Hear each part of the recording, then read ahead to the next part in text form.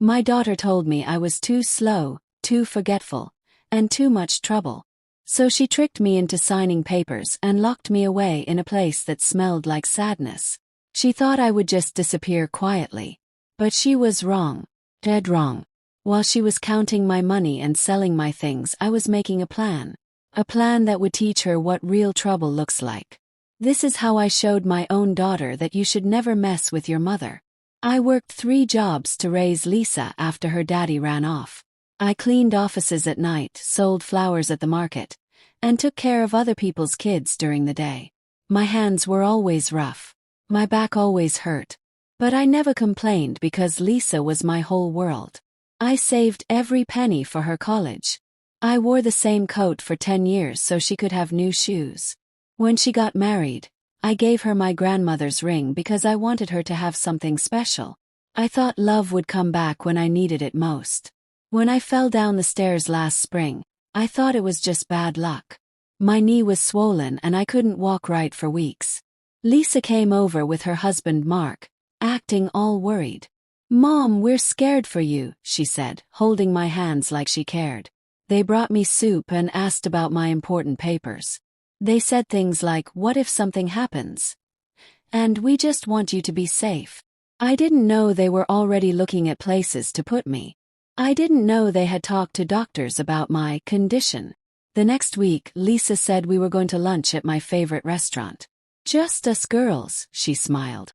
"We need to celebrate your birthday early." I put on my best dress and my pearl earrings. I was so happy to spend time with my daughter.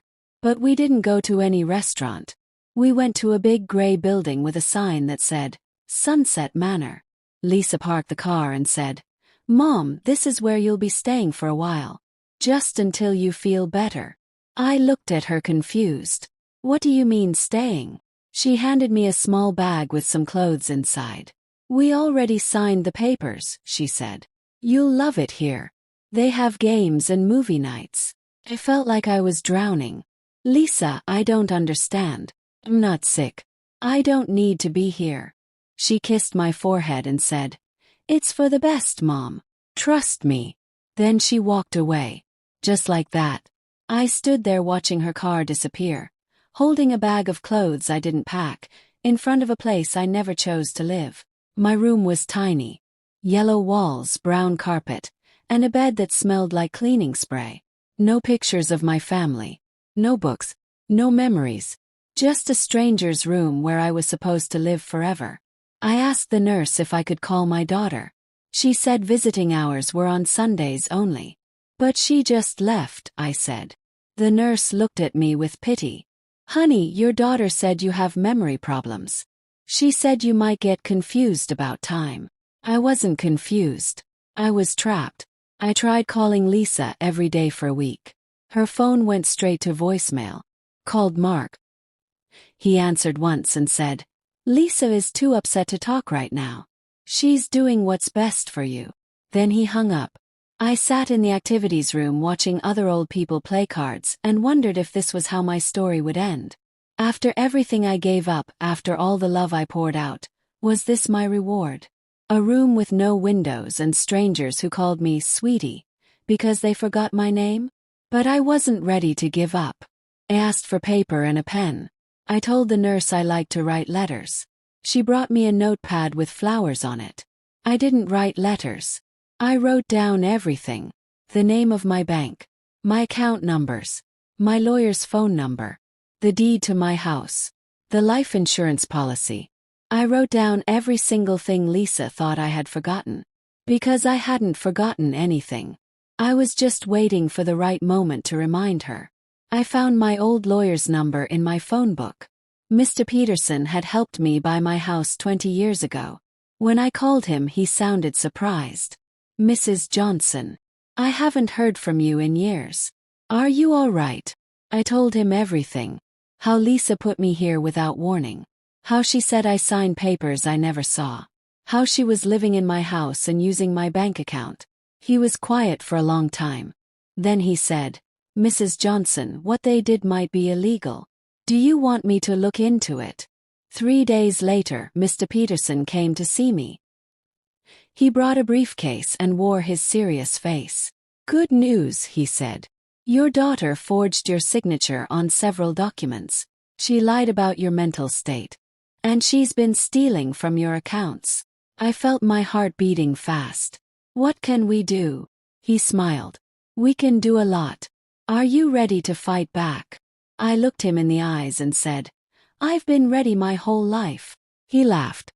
"Then let's get you out of here." The next morning, Mr. Peterson filed papers with the court. He said Lisa had committed fraud and elder abuse. We had proof she lied about my mental condition. We had proof she stole my money. We had proof she put me here against my will. The judge was not happy. He ordered an immediate investigation. He froze all my accounts so Lisa couldn't take any more money. And he gave me permission to leave this place right away. I packed my little bag and walked out that same day. Lisa found out about the court case on Thursday. She called me screaming, "Mom, what are you doing? You're going to ruin everything." I stayed calm. "I'm taking back what's mine," I said. "But I'm your mother. I was trying to help you," she cried. "No, Lisa. You were trying to help yourself to my money." She started crying harder. "Please don't do this. Mark lost his job. We need the house. We need the money." I took a deep breath. "You should have thought about that before you threw me away like garbage."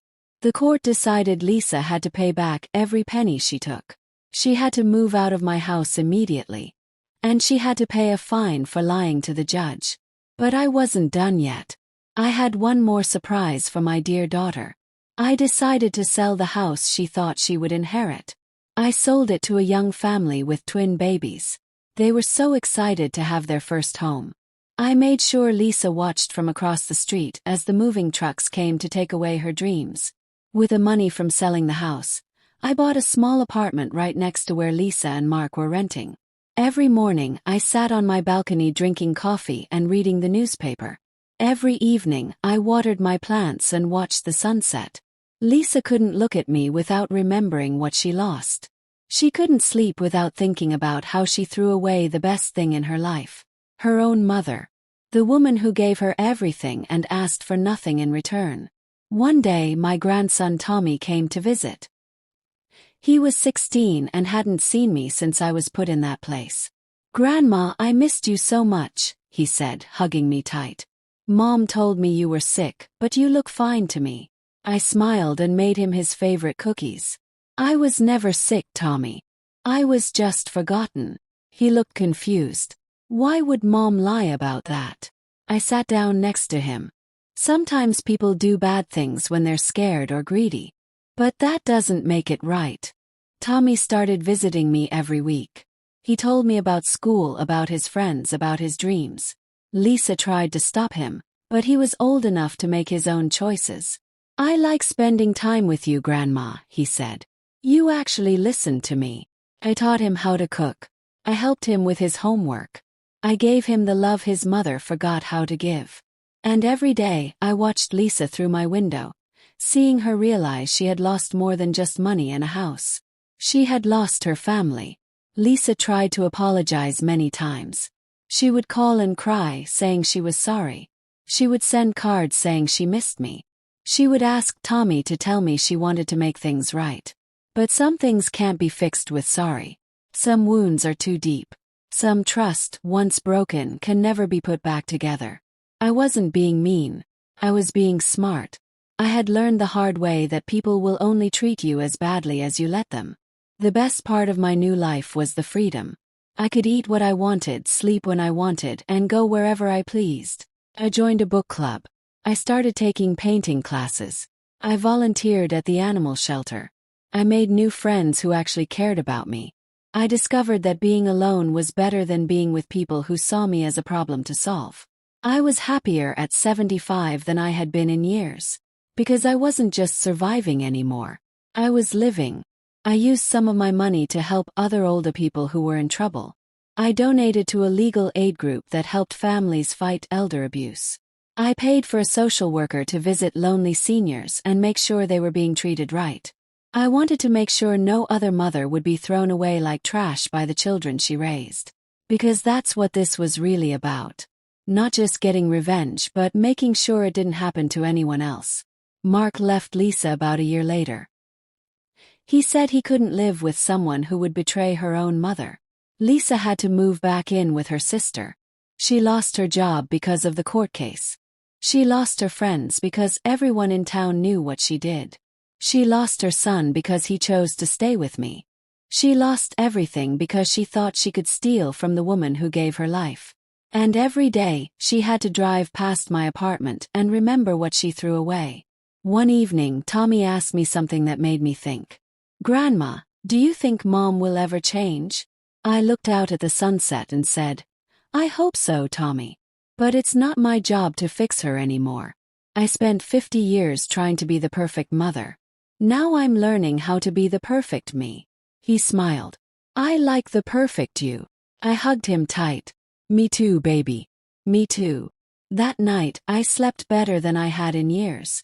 Because I finally understood that loving someone doesn't mean letting them hurt you. The nursing home called me 6 months later. They said they heard about my case and wanted to apologize. They said they were changing their policies to protect people like me. They said they were sorry for keeping me there when I didn't want to be there. I thanked them for calling, but I didn't accept their apology. Because being sorry doesn't erase the fear. It doesn't erase the loneliness. It doesn't erase the feeling of being abandoned by the person you loved most in the world. I started writing a book about my experience. I called it When Love Becomes Lies. I wrote about how children sometimes forget that their parents are real people with real feelings. I wrote about how money can make family members do terrible things. I wrote about how important it is to plan for your future so nobody can steal it from you. The book became popular with other seniors who had similar stories. It felt good to turn my pain into something helpful. Lisa's life kept getting worse. She couldn't find a good job because of her criminal record. She couldn't afford a nice place to live. She couldn't make new friends because everyone knew what she did to me. She had to shop at different stores to avoid people who would stare at her. She had created her own prison, and there was no key to get out. Sometimes I felt bad for her. But then I remembered sitting in that nursing home, wondering why my only daughter threw me away like garbage. Tommy graduated from high school with honors. I was so proud I cried during his speech. He thanked me in front of everyone for being his real parent, when his mother forgot how to love. Lisa was there, sitting in the back, crying quietly. After the ceremony, she tried to talk to me. "Mom, please," she said. "I've lost everything. I need my family back." I looked at her for a long moment. "Lisa, I needed my family too. Where were you when I needed you?" She had no answer. I helped Tommy apply to college. I paid for his tuition and books. I made sure he had everything he needed to succeed. On his first day, he called me crying. "Grandma, I wish you were my real mom," he said. "You are the strongest person I know." I smiled through my tears. "Tommy, I'm proud to be your grandmother. And I'm proud that you learned what real love looks like." He was going to be different. He was going to be better. And that made everything worth it. 3 years later, Lisa tried one more time to reconcile. She came to my apartment with flowers and a card. "Mom, I'm in therapy now," she said. "I understand what I did was wrong. I want to earn your forgiveness." I looked at her standing there, looking older and sadder than I remembered. "Lisa, I forgave you a long time ago. But forgiveness doesn't mean forgetting. It doesn't mean pretending it didn't happen. It doesn't mean going back to the way things were." She started crying. "So there's no hope for us?" I thought about her question for a long time. "Lisa, you threw away your mother when you thought I was useless. You stole from me when you thought I was helpless. You lied about me when you thought I was powerless. The person who did those things is still inside you somewhere. And I'm too old to find out if she's really gone." She cried harder. "I'm different now. I promise." I shook my head. "Honey, promises from you don't mean anything to me anymore. You used them all up." I changed my will to leave everything to Tommy and the Elder Abuse Foundation. Lisa would get nothing. Not because I was mean, but because I was smart. I had learned that some people only value you when you have something they want. And I wasn't going to let her hurt me again. Even after I was gone, Tommy would use the money wisely. The foundation would help other families avoid what happened to me. That was my real legacy. Not money but protection. On my 80th birthday I threw a party. I invited all my new friends, my book club, my painting class, and the volunteers from the animal shelter. Tommy came home from college to celebrate with me. We laughed and told stories and ate cake until midnight. Lisa wasn't invited. She drove by my apartment that night and saw all the cars, all the lights, all the joy she wasn't part of. I saw her through my window, sitting in her car, crying. But I didn't invite her in. Some bridges, once burned, can never be rebuilt. The next morning I found a letter under my door. It was from Lisa. She wrote about how sorry she was, how much she missed me, how she would do anything to have her mother back. She wrote about how lonely she was, how hard her life had become, how she regretted everything. The letter was 5 pages long. I read it twice, then threw it away. Because words are just words. Actions are what matter. And her actions had spoken louder than any letter ever could.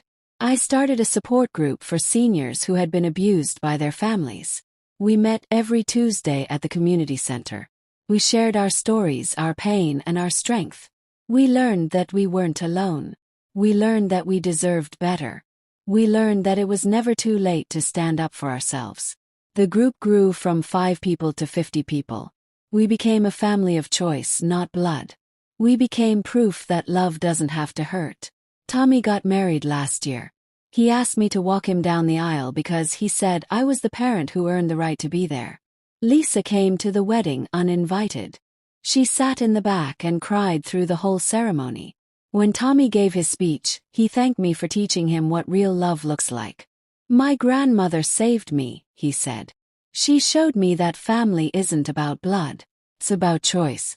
And I choose her every day. The whole room stood up and clapped. Lisa left before the reception started. People ask me if I'm happy with how everything turned out. They ask if I miss my daughter.